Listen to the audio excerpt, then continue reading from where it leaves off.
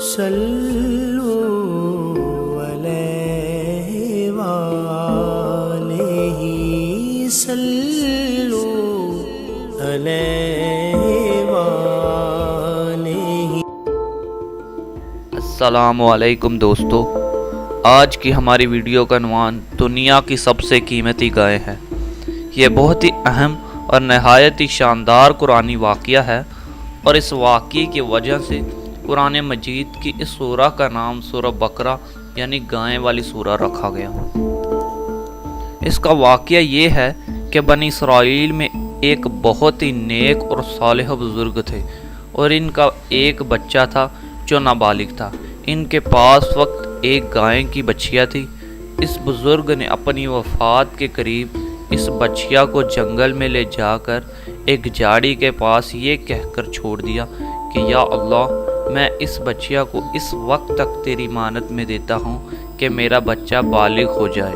اس کے بعد اس بزرگ کی وفات ہو گئی، اور بچیا چند ہی دنوں میں بڑی ہو کر درمیانی عمر کی ہو گئی، اور بچہ جوان ہو کر اپنی ماں کا بہت ہی فرما بردار اور انتہائی نیکوکار ہوا۔ اس نے اپنی رات کو 3 حصوں میں تقسیم کر رکھا تھا۔ ایک حصہ میں سوتا تھا، ایک حصے میں عبادت کرتا، اور ایک حصہ میں اپنی ماں کی خدمت کرتا تھا، اور روزانہ صبح کو جنگل سے لکڑیاں کاٹ کر لاتا اور ان کو فروخت کر کے 1/3 رقم صدقہ کر دیتا، 1/3 رقم اپنی ذات پر خرچ کرتا، اور 1/3 رقم ماں کو دے دیتا۔ ایک دن لڑکے کی ماں نے کہا کہ میرے پیارے بیٹے، تمہارے باپ نے میراث میں ایک بچیا چھوڑی تھی جس کو انہوں نے فلاں جھاڑی کے پاس جنگل میں خدا کی امانت میں سونپ دیا تھا۔ اب تم اس جھاڑی کے پاس جا کر یوں دعا مانگو: حضرت ابراہیم، حضرت اسماعیل اور حضرت اسحاق کے خدا، تو میرے باپ کی سونپی ہوئی امانت مجھے واپس دے دے۔ اس بچیا کی نشانی یہ ہے کہ وہ پیلے رنگ کی ہے، اور اس کی کھال اس طرح چمک رہی ہوگی کہ گویا سورج کی کرنیں اس میں سے نکل رہی ہوں۔ یہ سن کر لڑکا جنگل میں اسی جھاڑی کے پاس گیا اور دعا مانگی، تو فوراً ہی ایک گائے دوڑتی ہوئی آ کر اس کے پاس کھڑی ہو گئی۔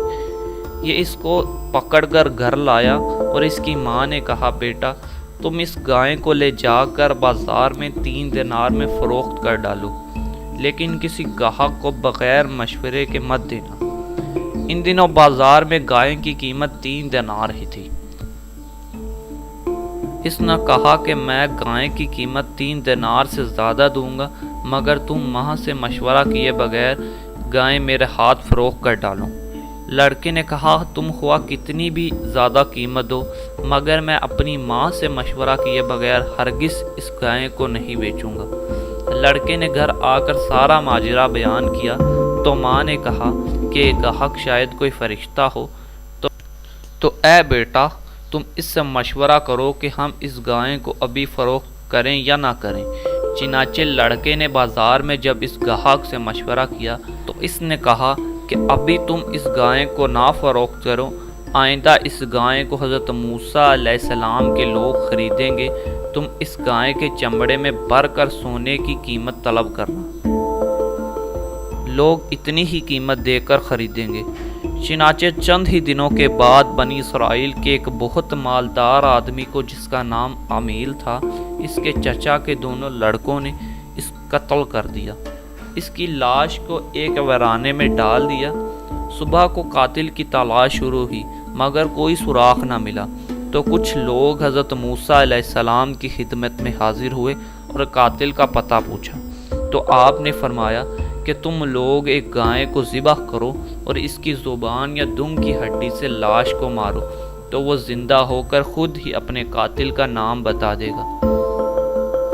یہ سن کر بنی اسرائیل نے گائے کی رنگ، اس کی عمر وغیرہ کے بارے میں بحث کر دی، اور بالآخر جب وہ اچھی طرح سمجھ گئے کہ فلاں قسم کی گائے چاہیے، تو ایسی گائے کی تلاش شروع کر دی۔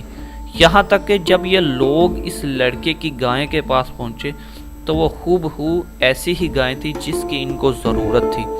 چنانچہ ان لوگوں نے گائے کو اس کے چمڑے میں بھر کر سونا کی قیمت دے کر خریدا، اور ذبح کر کے اس کی زبان یا دم کی ہڈی سے مقتول کی لاش کو مارا تو وہ زندہ ہو کر بول اٹھا کہ میرے قاتل میرے چچا کے دونوں لڑکے ہیں جنہوں نے میرے مال کے لالچ میں مجھے قتل کر دیا۔ یہ بتا کر وہ پھر مر گیا۔ چنانچہ ان دونوں قاتلوں کو قصاص میں قتل کر دیا گیا اور مرد و صالحہ کا لڑکا جو اپنی ماں کا فرما بردار تھا کثیر دولت سے مالا مال ہو گیا۔